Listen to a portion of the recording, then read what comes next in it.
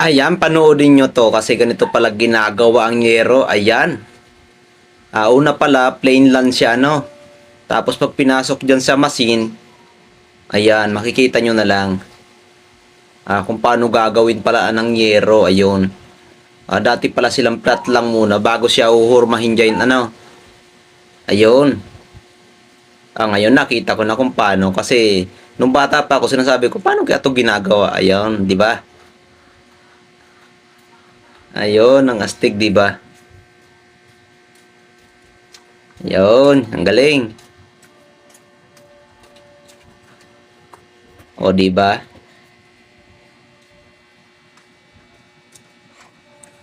Ayan. Ganyan lang pala niyan, di ba?